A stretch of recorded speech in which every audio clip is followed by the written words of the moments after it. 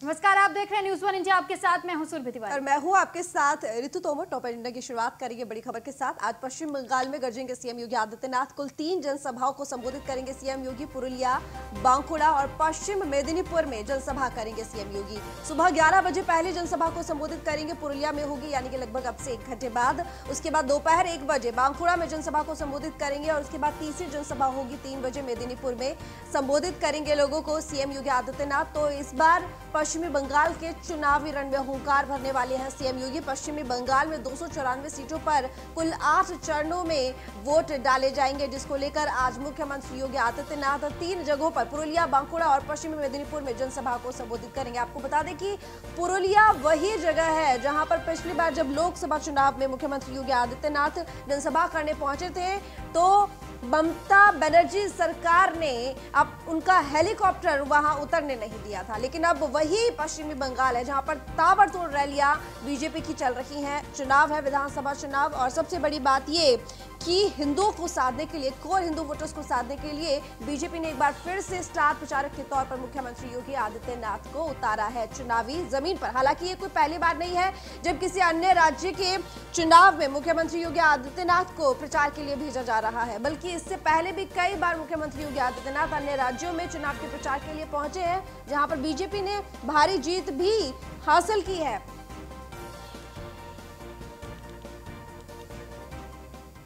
तो पश्चिम बंगाल दौरे से पहले सीएम योगी आदित्यनाथ ने ट्वीट किया। सीएम योगी ने ट्वीट करते हुए लिखा कि क्रांति की धारा बंगाल में आज पुनः अपने बंगालवासी बहनों भाइयों के मध्य रहने का सुअवसर प्राप्त हो रहा है। पुरुलिया, बांकुड़ा और पश्चिमी मेदिनीपुर में जनसभा को संबोधित कर आप सभी के मध्य अपनी बात रखूंगा। तो मुख्यमंत्री योगी आदित्यनाथ ने ये ट्वीट किया है पश्चिमी बंगाल दौरे पर जाने से पहले तमाम लोगों को पश्चिमी बंगाल के। उन्होंने कहा कि एक बार दोबारा मौका मिला है, दोबारा सुअवसर प्राप्त हो रहा है। पुरुलिया, बांकुड़ा, पश्चिमी मेदिनीपुर में जनसभा को संबोधित कर आप सभी के मध्य अपनी बात रखूंगा। हालांकि आपको बता दें कि अगर यूपी की बात करें तो यूपी एक मॉडल के तौर पर उतरा है। मुख्यमंत्री योगी आदित्यनाथ की सरकार में जिस तरीके से यूपी का विकास हुआ है, उसके तहत बीजेपी ये पूरी कोशिश करती है कि जिस भी राज्य में चुनाव हो वहां पर बीजेपी उस मॉडल को दिखाकर वोट बटोर सके। क्योंकि अगर कानून व्यवस्था की बात की जाए तो कानून व्यवस्था को लेकर, कोविड मैनेजमेंट की बात की, यहाँ पर कोविड मैनेजमेंट की बात की जाए तो कोविड मैनेजमेंट को लेकर, इसके साथ ही वैक्सीनेशन को लेकर बात की जाए तो उसमें भी अव्वल रहा है यूपी। विकास को लेकर तो लगातार नए आयाम तय कर ही रहा है। तो ऐसे में चुनावों में जब मुख्यमंत्री योगी आदित्यनाथ प्रचार करने के लिए किसी अन्य राज्य में जाते हैं तो इन सभी बातों को, इन सभी उपलब्धियों को लोगों के सामने रखते हैं, जिससे कि लोग इस बात को समझ सके कि आखिर क्यों बीजेपी को वोट देना है। और शायद अगर बीजेपी को वोट दिया तो फिर उससे उसी तरह विकास होगा जैसे कि यूपी में हो रहा है। शायद इसी वजह से बीजेपी भी बार बार स्टार प्रचारक के तौर पर मुख्यमंत्री योगी आदित्यनाथ को विधानसभा चुनाव या फिर कोई भी चुनाव हो जरूर उतारती है चुनावी जमीन पर, क्योंकि कहीं ना कहीं मुख्यमंत्री योगी आदित्यनाथ के जाने का, जनसभा को संबोधित करने का फायदा बीजेपी को जरूर होता है।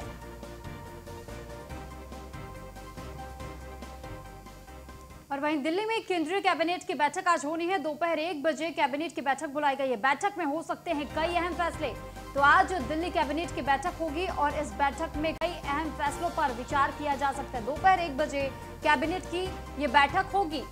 तो इस बैठक में कहा जा रहा है कि कई अहम फैसले लिए जा सकते हैं। अब तक दिल्ली में कितना कुछ विकास कार्य को लेकर के काम किया गया है, साथ ही साथ जो कार्यकाल चल रहा है दिल्ली सरकार का, उसको लेकर के भी चर्चा की जा सकती है कि किस प्रकार से आगे इस कार्य को बढ़ावा देना चाहिए।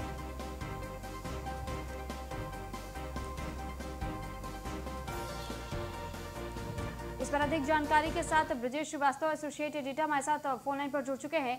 ब्रजेश, जानकारी चाहेंगे आपसे कि दिल्ली में जो कैबिनेट बैठक आज होनी है, दोपहर 1 बजे का वक्त बताया जा रहा है जब ये बैठक की शुरुआत होगी, क्या अहम फैसले लिए जा सकते हैं, किन मुद्दों को उठाया जा सकता है इस बैठक में? देखिए, सबसे बड़ी बात यह है कि कैबिनेट की बैठक दरअसल उन तमाम मुद्दों को लेकर के, उन तमाम जो है आगे आने वाले सरकार के द्वारा किए जाने वाले काम, कुछ महत्वपूर्ण निर्णय, इसको लेकर के कैबिनेट की बैठक बुलाई गई है जो है। और इस कैबिनेट की बैठक में कई महत्वपूर्ण मुद्दों को लेकर के बातचीत होगी। बढ़ते हुए कोरोना की रफ्तार एक अहम मुद्दा है। इसको लेकर के क्या कुछ सरकार स्ट्रेटजी जारी करे, उसको किस स्टडी से आगे बढ़ना है, इसको लेकर के बातचीत की जाएगी। इसके साथ ही अगर देखा जाए तो फिर वैक्सीनेशन एक बड़ा मुद्दा है जिसको लेकर के जो है सरकार चाहती है कि तेजी के साथ इस पर काम किया जाए। चलिए ठीक है, बहुत शुक्रिया ब्रजेश आपका तमाम जानकारी हम तक पहुंचाने के लिए। तो आज बैठक में कई अहम फैसले लिए जा सकते हैं, कई मुद्दे आज उठाए जा सकते हैं और ऐसे में ये कहा जा रहा है कि कैबिनेट की जो बैठक होनी है बेहद अहम बैठक होगी। दोपहर 1 बजे का वक्त तय किया गया है जब कैबिनेट की बैठक आज बुलाई जाएगी। तो दिल्ली कैबिनेट की बैठक होगी।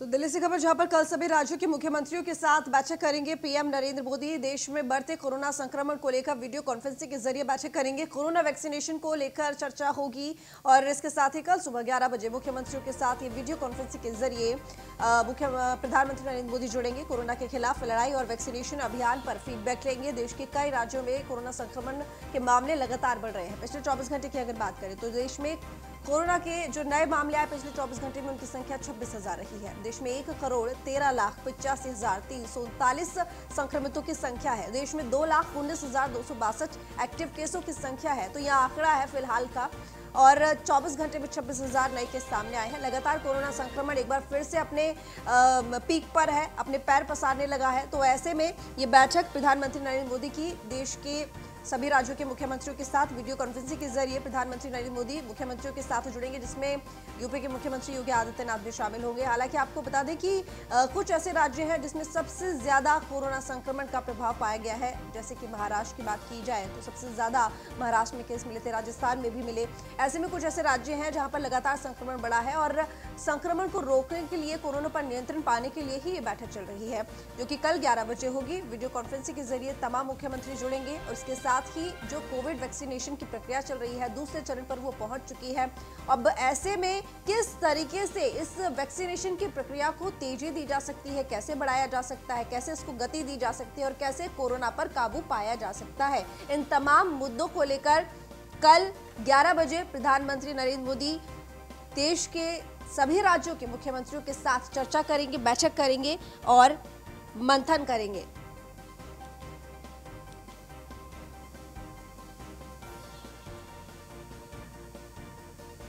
बता दें कि कल सभी राज्यों के मुख्यमंत्रियों के साथ ये बैठक होगी। हालांकि मुख्यमंत्री के साथ मतलब देश के जो तमाम राज्य हैं उन सभी मुख्यमंत्रियों के साथ प्रधानमंत्री नरेंद्र मोदी पहले भी इस तरह की बैठक कर चुके हैं, जिसमें कोरोना वैक्सीनेशन को गति देने, आगे की क्या रणनीति होनी चाहिए, क्या प्लानिंग बनानी है, क्या कार्य योजना बनानी है, किस तरीके से और ज्यादा प्रभावी किया जा सकता है वैक्सीनेशन की प्रक्रिया को और किस तरीके से आखिर कोरोना संक्रमण पर लगाम लगाई जा सकती है, काबू पाया जा सकता है, इन तमाम बातों पर चर्चा करते हैं। एक बार फिर से कल ये बैठक बुलाई गई है जब इन्हीं मुद्दों पर फिर से चर्चा होगी।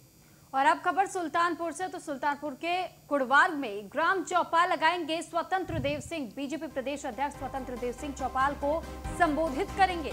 तो बीजेपी प्रदेश अध्यक्ष के कार्यक्रम को लेकर के तैयारियां भी पूरी कर ली गई है। सुबह करीब 11 बजे बॉर्डर ऊंच गांव पहुंचेंगे बीजेपी प्रदेश अध्यक्ष। करीब 11:20 पर बहरमपुर गांव में बूथ समिति की बैठक लेंगे। तो शाम 4:20 से 5 बजे तक जिला पंचायत, वार्ड प्रभारी और ब्लॉक संयोजक के साथ ये बैठक होगी और बीजेपी प्रदेश अध्यक्ष के कार्यक्रम को लेकर के तैयारियां अब पूरी कर ली गई है, जिसके बाद ये कहा जा रहा है कि स्वतंत्र देव सिंह की अध्यक्षता में ये बैठक होनी है।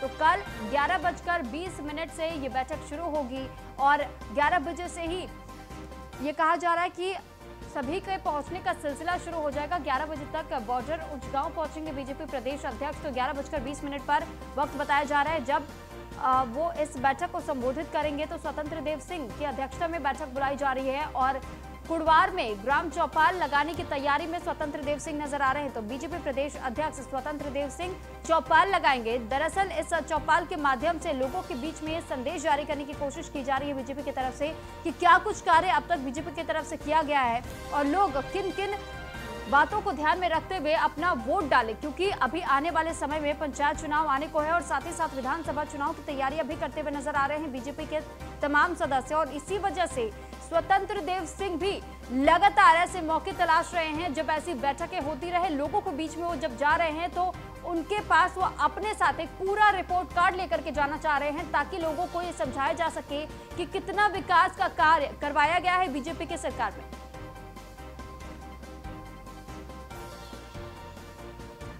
और इस पर अधिक जानकारी के लिए संतोष पांडे संवाददाता हमारे साथ जुड़ चुके हैं। संतोष, जानकारी चाहेंगे आपसे कि जो बीजेपी प्रदेश अध्यक्ष स्वतंत्र देव सिंह की अध्यक्षता में बैठक बुलाई जानी है, इस बैठक में जो चौपाल लगाने की बात की जा रही है, इस चौपाल के माध्यम से क्या संदेश जारी करना चाह रहे स्वतंत्र देव सिंह? सबको बता दें कि जिस तरह से भाजपा ने आज स्वतंत्र सिंह को सुल्तानपुर बुलाया है, तो कहीं ना कहीं से जो उनके वोटर हैं उनको प्रभावित करने के लिए ये सब किया जा रहा है। ठीक है, बहुत शुक्रिया आपका संतोष, तमाम जानकारी हम तक पहुंचाने के लिए। हापुड़ से खबर है, जहां पर यूपी पुलिस का ऑपरेशन क्लीन लगातार जारी है।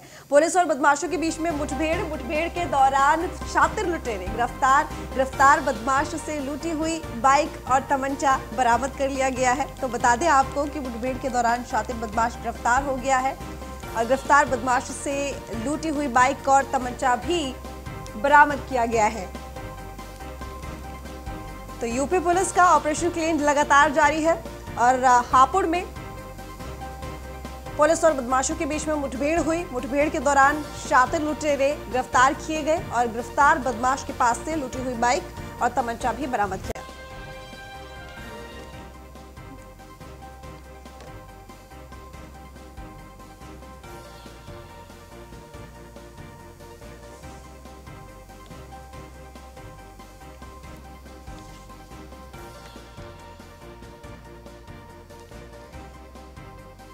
तो यूपी पुलिस का ऑपरेशन क्लीन लगातार जारी है। ऑपरेशन क्लीन के तहत लगातार यूपी पुलिस बदमाशों को धरपकड़ में बहुत ज्यादा सक्रिय दिखाई देती है और उसी के तहत अब एक बार फिर से मुठभेड़ हुई यूपी पुलिस की बदमाशों के साथ में और मुठभेड़ के दौरान शातिर लुटेरे गिरफ्तार किए गए। गिरफ्तार बदमाश से लूटी हुई बाइक और तमंचा भी बरामद किया गया है।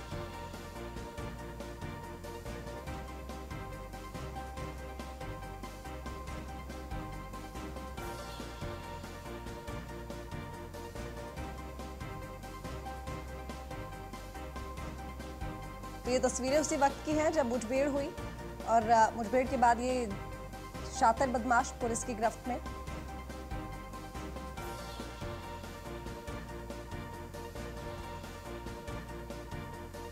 तो बदमाशों के पास से लूटी हुई बाइक और तमंचा भी बरामद किया गया है।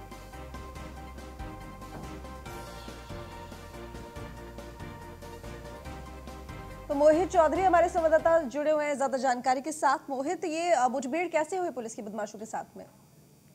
देखिए, आपको बता दें पूरा मामला थाना बाबूगढ़ क्षेत्र का है। जब बाबूगढ़ पुलिस चेकिंग के दौरान पुलिस और बदमाशों के बीच मुठभेड़ हुई है। मुठभेड़ के दौरान पुलिस पर जो है बदमाशों ने फायरिंग कर दी और पुलिस ने तत्काल घेराबंदी करते हुए बदमाशों का पीछा किया और जिसमें जवाबी कार्रवाई में एक बदमाश पप्पू को गोली लगी है और एक बदमाश वहां से फरार हो गया। पप्पू ने करीब अभी 15 दिन पहले थाना बहादुरगढ़ क्षेत्र के अंदर एक महिला से सोने कुंडल लूट की घटना को अंजाम दिया था और आसपास के जनपद हापुड़, बुलंदशहर, मेरठ के जनपदों में कई लूट की घटनाओं में वांछित चल रहा था। फिलहाल पुलिस ने इसे घायल अवस्था में अस्पताल में भर्ती कराया। चलिए, बहुत शुक्रिया मोहित आपका तमाम जानकारी के लिए। आगरा में पिता की शर्मनाक करतूत, नाबालिग बेटी की जबरन करवा रहा शादी। तो पैसे की लालच में 40 साल के युवक से शादी कराने का आरोप पिता पर लगा है। विरोध करने पर मां बेटी को गुंडों से पिटवाने का आरोप लगा है। तो मां बेटी ने थाने में न्याय की गुहार लगाई है, नहीं हुई कोई सुनवाई अब तक। तो यानी कि मां और बेटी दोनों ने ही थाने में इस बात की गुहार लगाई और न्याय की मांग की है, लेकिन अब तक कोई भी कानून व्यवस्था की तरफ से, जो कानून है, कानून की तरफ से कोई भी अब तक इस मामले में कार्रवाई नहीं की गई है, ना ही कोई सुनवाई की जा रही है। तो अब तक मदद की गुहार कई बार लगा चुकी है ये मां बेटी। पिता के खिलाफ कार्रवाई नहीं होने पर खुदकुशी करने की चेतावनी भी मां और बेटी ने दे दी है। थाना बाह क्षेत्र के केंद्रा मार्ग कस्बा बाह का ये पूरा मामला बताया जा रहा है। तो दरअसल मेरा बाप बेचना चाहता है। मेरी शादी 40 साल के लड़के के साथ तय कर दी है। मैं अभी पढ़ना चाहती हूँ। मेरी उम्र 15 साल है कुछ दिन पहले की बात है, वो गुंडे लेकर आया था, घर में मारपीट की। मेरी माँ थी, मेरी नानी थी, मेरा भाई था, उनमें मार लगाई मुझे में सब में मारे। हम वहाँ से जान बचाकर भागे हैं। कृपया हमारी मदद। इसको बेचना चाहता है, वहाँ से 40 साल के लड़के के साथ शादी करना चाहता है। मेरी लड़की 15 साल की है।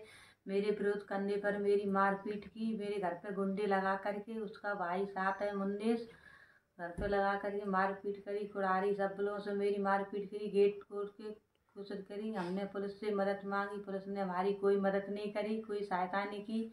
सरेआम वो कभी तक हमारे अपने मायके में रह रहे हैं आके, वो अभी भी गाड़ी घुमा रहा है। हमें कभी भी हमारे बच्चों के साथ घटना हो सकती है, बच्ची को खींच करके वहाँ शादी कर सकता है। हमारा आपसे यही निवेदन है कि हमारी सहायता करें जल्द से जल्द। हमारी जान को, हमारे बच्चों को बहुत खतरा है। पर अधिक जानकारी के लिए आगरा से कृष्णा त्यागी संवाददाता हमारे साथ जुड़ चुके हैं। कृष्णा, जानकारी चाहेंगे आपसे कि आगरा का जो मामला सामने आया है कि पिता की शर्मनाक करतूत सामने आई है, ऐसे में उसने अपनी ही बेटी की 40 वर्षीय एक युवक के साथ शादी रचाने की कोशिश की, तो ये जबरन उस पर दबाव क्यों बनाया जा रहा है? सुरभि जी, मैं आपको बता दूं, यह थाना 5 क्षेत्र के भोपूपुरा का मामला है, जहां पर लड़की का पिता बेटी को पैसे के लालच में बेचना चाहता है, और जब बेटी और मां ने इस चीज का विरोध किया तो उसके साथ गुंडों से जमकर मारपीट कराई और संबंधित थाने में ने उसकी कोई मदद नहीं की। उसके बाद बेटी और मां ने वीडियो सोशल मीडिया पर वायरल किया है और एसएसपी आगरा से मदद की गुहार लगाई है, और इस वीडियो के माध्यम से यह जिक्र भी किया है कि यदि हमें न्याय नहीं मिला तो हम आत्महत्या करने के लिए मजबूर रहेंगे। इसका पूरा जिम्मेदार प्रशासन को ही बनाया जाएगा। जी चलिए ठीक है, बहुत शुक्रिया तमाम जानकारी हम तक पहुंचाने के लिए। तो बेटी ने वीडियो वायरल कर मदद की गुहार लगाई है।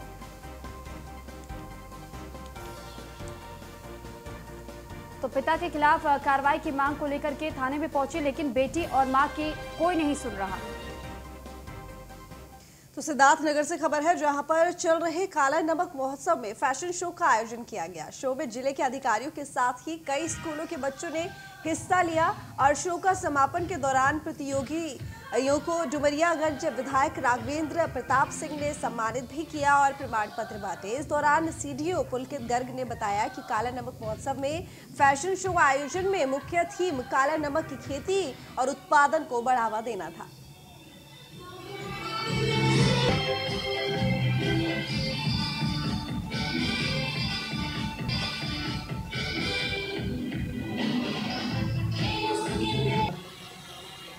सरकारी धर्मपत्नी है, जोरदार तालियां आप सभी की होनी चाहिए।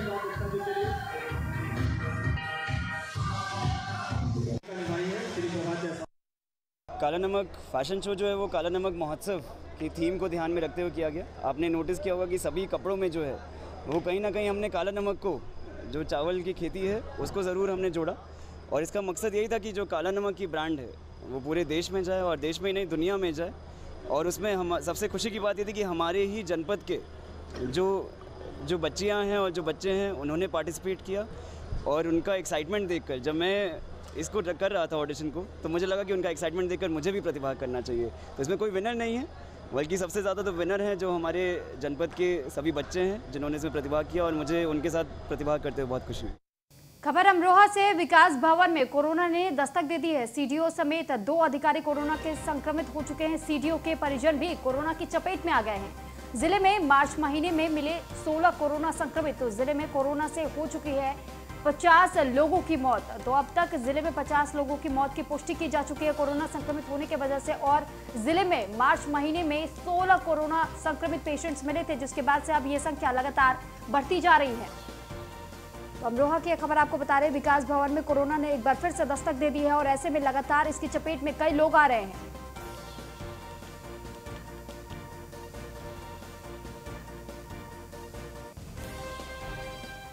ग्रेटर नोएडा से खबर है, जहां पर आवारा पशुओं का आतंक, बुजुर्ग महिला पर आवारा पशु ने हमला किया है। पुलिस ने महिला को अस्पताल में भर्ती कराया है। दादरी नगर पालिका नहीं दे रही समस्या की ओर ध्यान। बुजुर्ग महिला पर आवारा पशु ने हमला किया। महिला पर आवारा पशु ने हमला किया। आवारा पशुओं का आतंक बहुत ज्यादा हो गया है ग्रेटर नोएडा में और पुलिस ने महिला को अस्पताल में भर्ती करा दिया है। दादरी नगर पालिका का इस ओर कोई ध्यान नहीं, इस समस्या की तरफ कोई ध्यान नहीं है, जिसका हर्जाना एक बुजुर्ग महिला को भुगतना पड़ा और आवारा पशु ने बुजुर्ग महिला पर हमला किया, जिसकी वजह से बुजुर्ग महिला घायल हो गई। हालांकि महिला को अस्पताल में पुलिस ने भर्ती करा दिया। लेकिन सबसे बड़ा सवाल कि आखिर दादरी नगर पालिका का ध्यान कहाँ है, उनका ध्यान इस समस्या पर क्यों नहीं है।